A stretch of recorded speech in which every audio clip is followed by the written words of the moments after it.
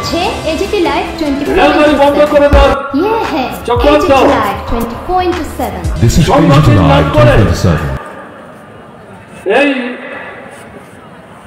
আগরতলা শহরকে কেন্দ্র করে সমস্ত মন্ত্রীদের সাথে নিয়ে বিজেপি মিছিলের নাম করে এই সমাবেশে যাতে মানুষ আসতে না পারে তার চেষ্টা তারা করেছে, কিন্তু পেরেছে। শ্রমিক শ্রেণীকে এইভাবে আটকে রাখা যায়? লাল ঝান্ডা নিয়ে যারা লড়াই করেন, মানুষের জীবনে মৌলিক সমস্যার সমাধানের বিকল্প পথের দিশা দেখিয়ে যারা এগিয়ে যাওয়ার চেষ্টা করেন, তাদেরকে আটকে রাখা যায়?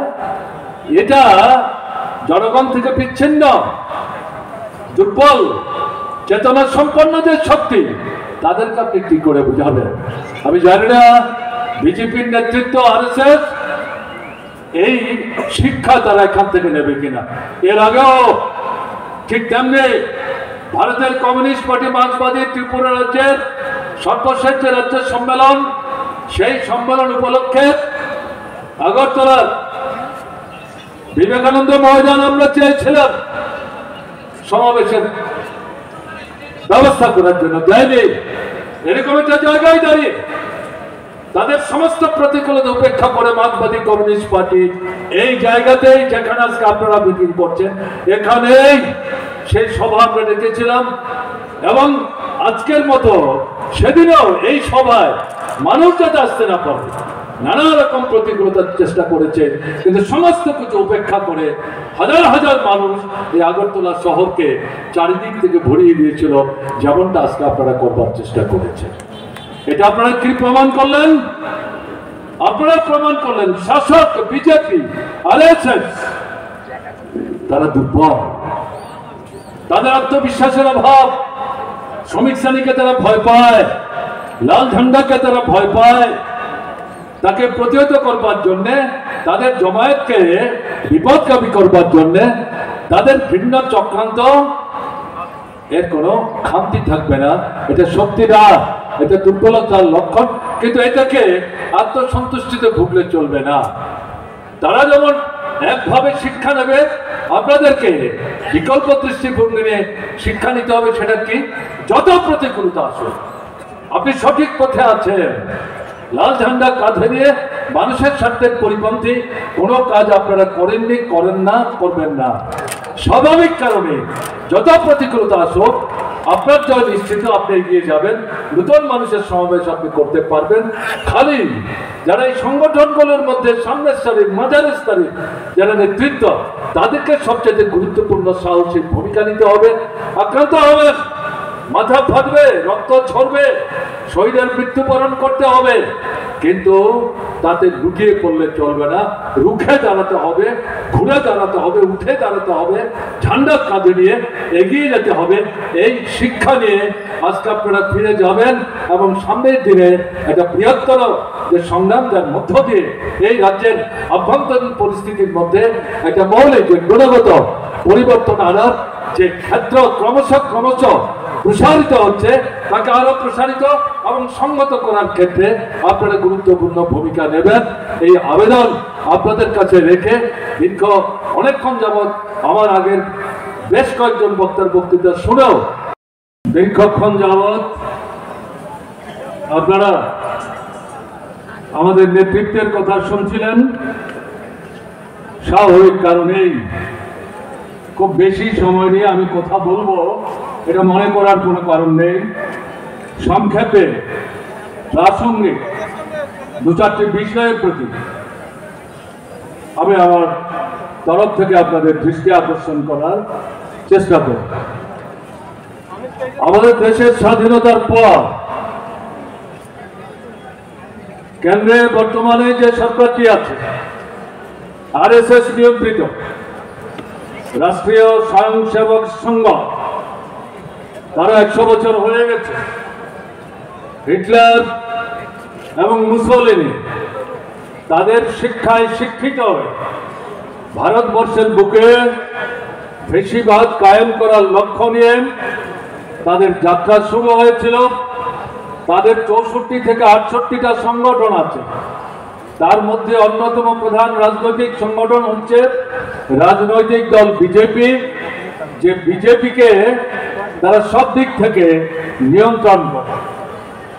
এই যে বিজেপি সরকার স্বাধীন ভারতবর্ষে একটা জনবিরোধী, প্রতিক্রিয়াশীল এবং পুঁজিপতি লুটেরাদের স্বার্থের যে রক্ষক, এরকম সরকার স্বাধীন ভারতবর্ষে এর আগে মানুষ প্রত্যক্ষ করেননি। তার অর্থ এই না, আমি একথা বলছি না যে ভারতবর্ষের স্বাধীনতার পর থেকে অন্যান্য যে সরকারগুলি এসেছিল তাদের মধ্যে শোষণমুক্ত একটা সভ্য গণতান্ত্রিক রাষ্ট্র তৈরি করার লক্ষ্য নিয়ে সরকারগুলো কাজ করেছে, এরকম কোনো সার্টিফিকেট দেওয়ার অধিকার আমার নাই, এই অভিজ্ঞতা আমার নাই।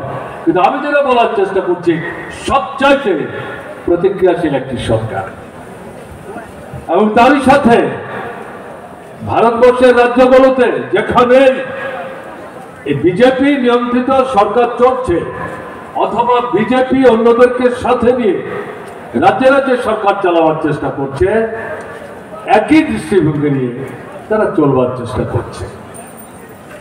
এরা কেন্দ্রে এবং রাজ্যে সরকারে থাকবে, সাধারণ মানুষ, শ্রমজীবী মানুষ মাথার ঘাম পায়ে ফেলে, গায়ের রক্ত জল করে ফসল উৎপাদন করেন, পণ্য সামগ্রী। বামফ্রন্ট সরকার নাই, পশ্চিমবাংলায় বামফ্রন্ট সরকার নাই। এদের কার্যকলাপ সম্পর্কে আপনারা নিজেরা অভিজ্ঞ, প্রাজ্ঞ। আমার আগে যারা বলেছেন তাদের প্রায় সবাই এই বিষয়গুলো সম্পর্কে আপনাদের দৃষ্টি আকর্ষণ করার চেষ্টা করেছে। আমি সেই বিষয়ে কথা বলে আপনাদের কারো নির্ভুতের মতো ভারাক্রান্ত করতে চাই। কেরালায় বাম গণতান্ত্রিক ফ্রন্টের একটা সরকার আছে। এই সরকারটিকে যাতে পরবর্তী নির্বাচনে ফিরে আসতে না পারে এবং তারা গোটা ভারতবর্ষের সামনে যে বিকল্পের দিশা দেখাচ্ছে, এই পথ দেখাবার সুযোগ তারা যাতে নিতে না পারে, তার জন্য সেখানে সংকীর্ণ দৃষ্টিভঙ্গি নিয়ে বিজেপি, আরএসএস, বিশ্ব হিন্দু পরিষদ, তার সাথে কোন কোন রাজনৈতিক দল, তাদের সাথে কোথাও কোথাও আমরা ঐক্যবদ্ধভাবে লড়াই করার চেষ্টা করি। কিন্তু কমিউনিস্টদের সম্পর্কে তারাও ভিতর সন্ত্রস্ত, কারণ শ্রেণী স্বার্থের প্রশ্ন। তারা সম্মিলিতভাবে সেখানে গভীর ঘৃণ্য ষড়যন্ত্রে নিজেরা লিপ্ত হচ্ছে। কিন্তু আমাদের বিশ্বাস আছে কেরালার সংগ্রামী জনগণের প্রতি। তারা কোন নির্বাচনে জিতছেন, কোন নির্বাচনে পরাস্ত হচ্ছেন বা ছাড়ছেন না, ঝান্ডা ছাড়ছেন না।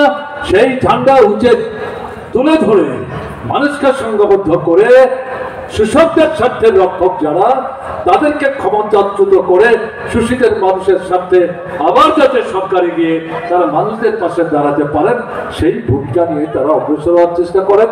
এবং সেই কেরালা রাস্তা ছেড়ে দেবে এটা আমরা মনে করি না। কাজে এই পরিস্থিতিতে দাঁড়িয়ে আপনাদের কাছে আমাদের যেটা আবেদন, আজকে আমরা বর্তমান সময়ে রাজ্যের যে বিজেপি সরকার বা কেন্দ্রের যে বিজেপি সরকার, তাদেরকে ক্ষমতাচ্যুত করে জনদরদি একটা বিকল্প জনমুখী কর্মসূচি হাতে নিয়ে যাতে কাজ করতে পারে, এরকম একটা সরকার তৈরি করবার জন্য অভিপ্রায় নিয়ে আমরা অগ্রসর হওয়ার চেষ্টা করছি। কিন্তু আমরা যদি মনে করি এরকম একটা সরকার তৈরি করতে পারলে আমাদের জীবনের সব সমস্যার সমাধান হয়ে যাবে, তাহলে কিন্তু আমরা ভুল করব। মূল সমাধানটা কি? পুঁজিবাদকে নির্মূল করতে হবে। তার যে সর্বোচ্চ পর্যায়ে সাম্রাজ্যবাদ, মার্কিন সাম্রাজ্যবাদের নেতৃত্বে গোটা পৃথিবীকে যারা প্রধানত করতে চাইছে, সে সাম্রাজ্যবাদের শক্তিকে যদি নির্মূল করা না যায়, পরাস্ত করা না যায়, বিচ্ছিন্ন করা না যায়, এবং তার মূল যে বিকল্প জনজীবনের যে মৌলিক সমস্যা, খাদ্য, বস্ত্র, বাসস্থান, শিক্ষা, স্বাস্থ্য, গণতান্ত্রিক অধিকার, মানুষের অধিকার, নারী পুরুষের সমান অধিকার, ধর্ম বর্ণ সম্প্রদায় নির্বিশেষে তার নিশ্চয়তা দেবে সমাজতান্ত্রিক ব্যবস্থা। চীন দেখাচ্ছে, ভিয়েতনাম দেখাচ্ছে, কিউবা দেখাচ্ছে, কোরিয়া দেখাচ্ছে, লাতিন আমেরিকার দেশে দেশে দেখাচ্ছে সরাসরি ভাবে সমাজতন্ত্র পতন করে ফেলেছেন।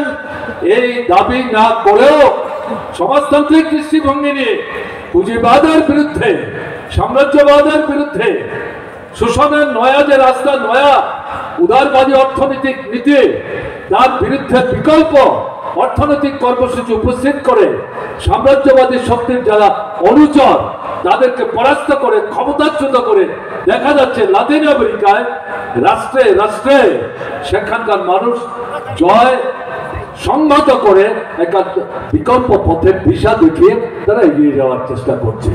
কাজে এই জায়গায় দাঁড়িয়ে যেটা বলবো, আজকের লড়াই এবং সামনের যে লড়াই, ঠিক আছে রাজ্যের সরকার আমাদের হটাতে হবে, কেন্দ্রের সরকার আমাদের হটাতে হবে, কিন্তু এখানেই সমস্যার যেহেতু সমাধান না, মূল যে লড়াইটা শ্রেণীহীন শোষণমুক্ত সমাজ, সমাজতান্ত্রিক যে ব্যবস্থা, সেই জায়গাটাতে নিয়ে যাওয়ার জন্য এই লড়াইকে সাধারণ মানুষের চেতনাকে সেখানে সম্প্রসারিত করতে হবে, উন্নত থেকে উন্নততর করতে হবে। এই যে ভাবনা, এই যে চিন্তা লড়াইয়ের ময়দানে দাঁড়িয়ে, এটা যদি জনগণের মধ্যে আমরা নিয়ে যেতে না পারি, তাহলে এই আন্দোলন, এই সংগ্রাম যতই শ্রমিক শ্রেণী অংশগ্রহণ করুক, এটা অসম্পূর্ণ থাকবে, এটা সুবিধাবাদ হবে, এটা অর্থনীতিবাদী চিন্তা হবে, এর মধ্য দিয়ে জীবনের সমস্ত সমস্যার সমাধান কিন্তু হবে না। কাজেই এই দিক থেকে এই চেতনা নিয়ে লড়াইয়ের ময়দানে কিন্তু আমাদের ভূমিকা নিতে হবে। এই যে চেতনা, এই যে ভাবনা, প্রকৃত মৌলিক যে বিকল্প, এই ভাবনা নিয়ে যাওয়ার ক্ষেত্রে শ্রমিক শ্রেণীকে নেতৃত্বের ভূমিকা গ্রহণ করতে হবে। শ্রমিক শ্রেণী যদি এই ভূমিকা প্রতিপালনের দুর্বলতা দেখায়, তাহলে কে দায়িত্ব পালন করবে? আমাদের দৃঢ় বিশ্বাস, এই ঐতিহাসিক দায়িত্ব পৃথিবীর দেশে দেশে, আমাদের দেশের এবং ত্রিপুরায় শ্রমিক শ্রেণীর কাঁধেই অর্পিত, এবং আমাদের দেশের শ্রমিক শ্রেণী এই বিষয় সম্পর্কে সজাগ থেকে এই ঐতিহাসিক দায়িত্ব প্রতিপালনের ক্ষেত্রে তারা কিন্তু ভূমিকা গ্রহণ করার চেষ্টা করছেন। আমাদের রাজ্যে যাদব ফেসিবাদী যে সন্ত্রাস চলছে, আক্রমণ চলছে, তাকে মোকাবেলা করে আমাদের রাজ্যের শ্রমিক শ্রেণী সেই দায়িত্ব প্রতিপালনে এগিয়ে যাওয়ার যে চেষ্টা করছেন। আজকের এই যে সমাবেশ আপনারা করলেন, এটার মধ্য দিয়ে তার একটা দৃষ্টান্ত কিন্তু আপনারা স্থাপন করে গেলেন। রাজ্যে বিজেপি সরকার থাকবে, আপনাদের জীবনের বেঁচে থাকার প্রশ্নের সাথে সম্পর্কযুক্ত যে অর্থনৈতিক দাবি দেওয়া এবং এই দাবি দেওয়া আদায়ের জন্য সংগ্রাম করার যে অধিকার, গণতান্ত্রিক অধিকার,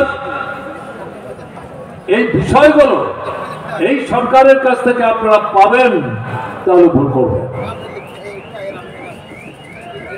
এই সরকার থাকবে, আপনাদের এই সমস্যার সুরাহা হবে,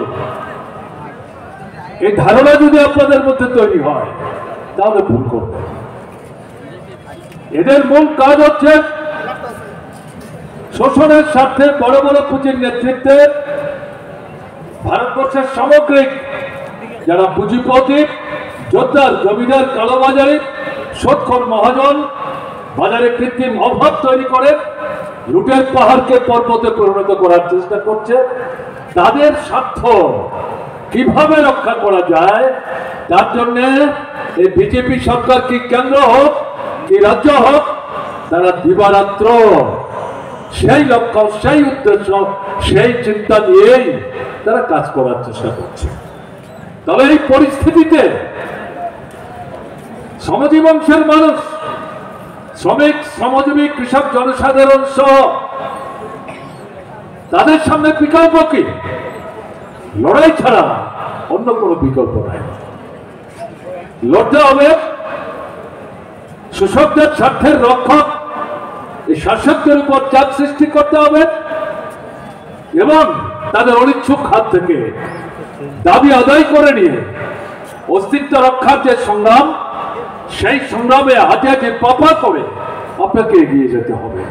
এর সামনে বিকল্প কোনো রাস্তা নেই।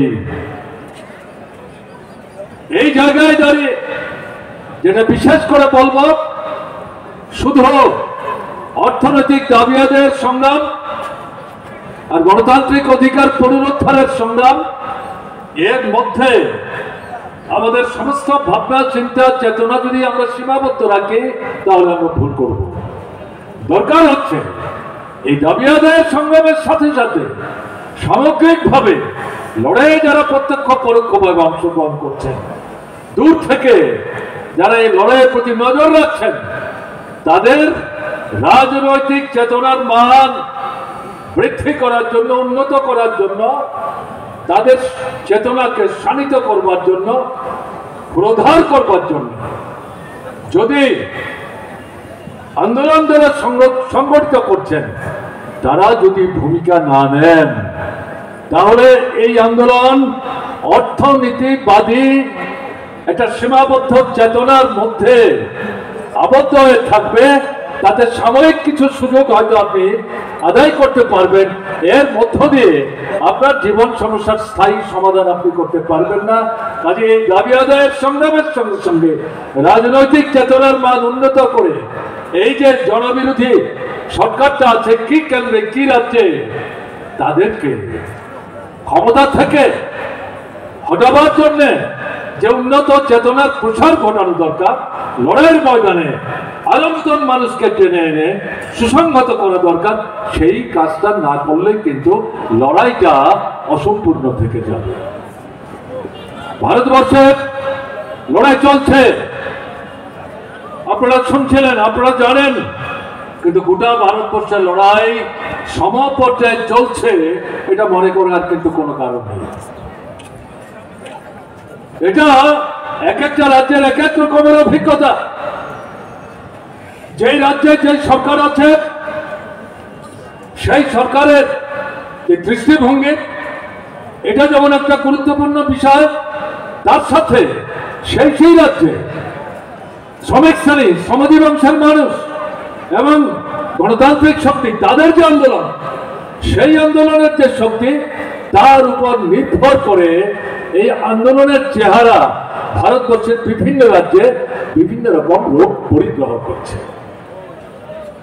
আপনার আমার অভিজ্ঞতাকে পশ্চিমবাংলার বামফ্রন্ট সরকার, ত্রিপুরার বামফ্রন্ট সরকার এবং কেরালার বাম গণতান্ত্রিক ফ্রন্টের যে সরকার, এই তিনটা রাজ্যে কি দেখা গেছে এবং বর্তমান সময়ে কেরালায় কি অভিজ্ঞতা আমরা সঞ্চয় করছি।